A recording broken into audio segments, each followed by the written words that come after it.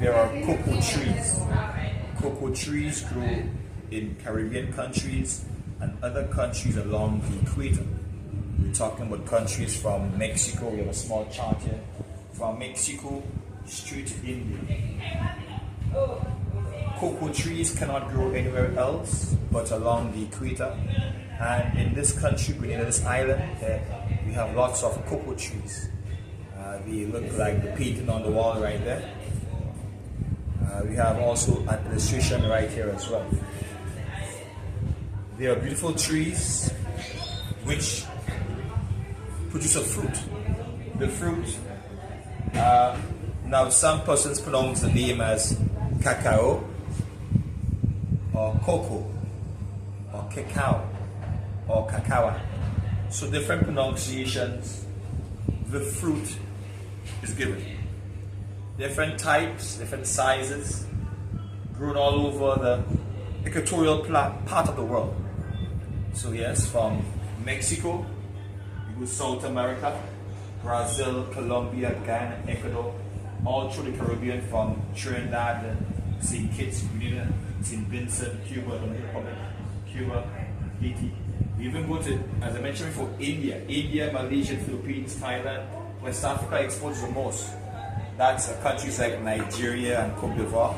That because they export 60% of the world's export, and add Cameroon and Nigeria, Burkina Faso. Then we're speaking about 70% of the global export leaving West Africa. What? Not the fruit, but the seeds.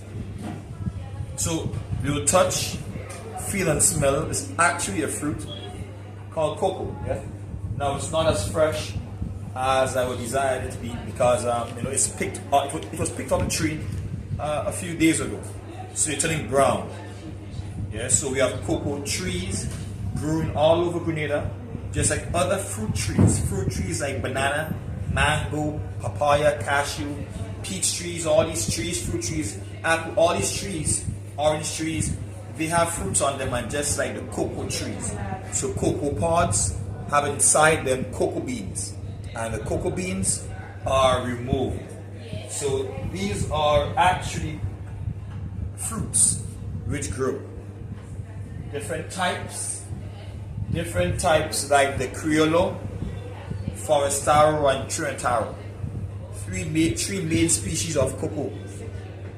And the farmers must plant them. They take 4 years to get 10 feet tall. Thank you. Now after these cocoa trees grow, mosquitoes, I know, interestingly, pollinate the flowers of these cocoa trees, and the pod begins to grow. So this is mature, right? These are mature, different types of cocoa pods, right? But it begins, this is 2 weeks old. Observing them, I picked them, and this is 2 weeks old. Now this is a replica. It's not a real thing. So mosquitoes are the pollinators, the pollinators of the cocoa plant. So we do need them then? We need them, yes. There's excuse now. Chocolate or mosquitoes? I know. Which one would you rather? I'll keep the chocolate. Now, some fruit trees are pollinated by the wind or bees. But in this instance, cocoa trees, small widget of mosquitoes, primarily pollinate the trees. Now I want you to look at the cocoa beans. Inside cocoa pods, there is a cluster of white, fleshy cocoa beans. And the cocoa beans are removed from cocoa pods and placed to ferment and dry. Let's smell, touch. It smells fruity. It smells actually delicious because the white sap around the cocoa bean before we Caribbean Islanders, when we suck the seeds is a fruit. When we suck the seeds, all the sap and the moisture is removed, and we digest that sap and moisture, and it contains tons of antioxidants. So it begins with the sap of the fruit, cocoa.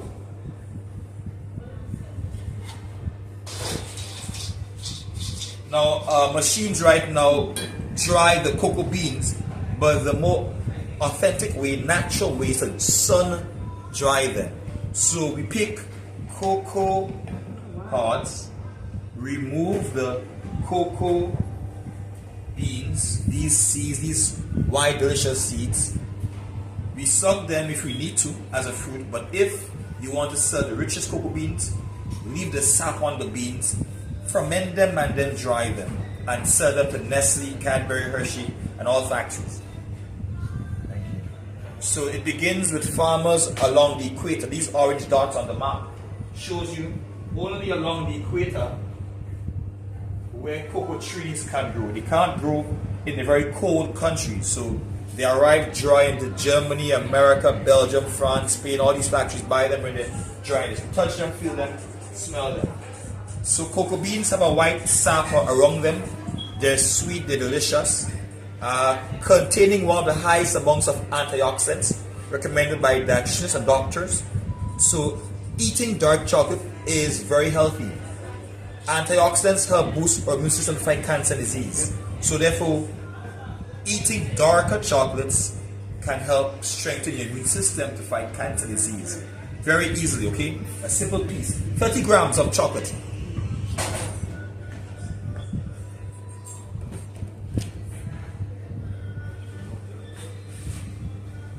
So this country, Grenada, this island, Grenada in the Caribbean, exports out of the Caribbean one of the richest cocoa beans on the planet because of one thing, the soil and the location.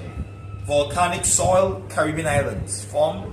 So the spices, the fruits, the vegetables, the cocoa beans are very, very potent or very rich.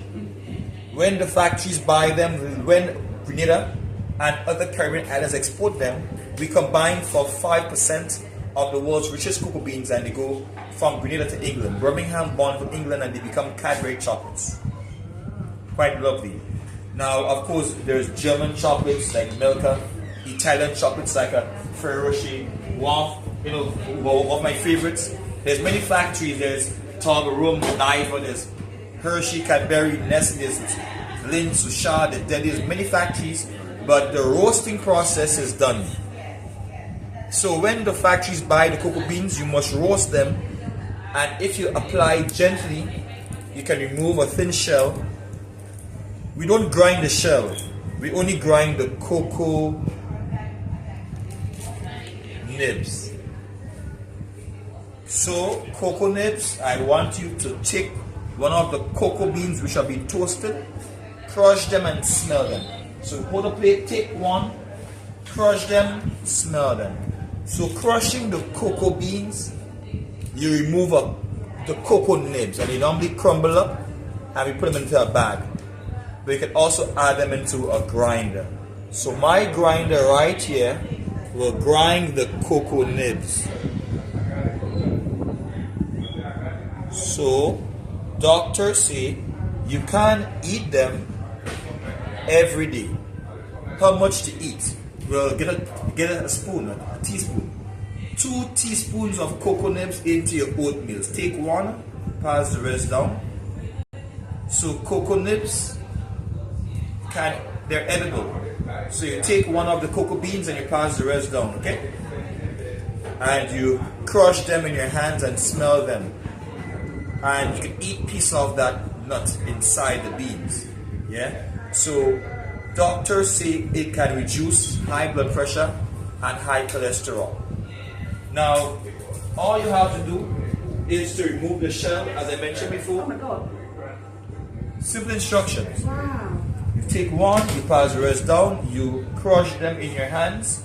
You can eat what's inside, not the shell. Remove the shell, you can eat what's inside. So they're called cocoa nibs. Add them on your oatmeals, your porridge, your yogurt.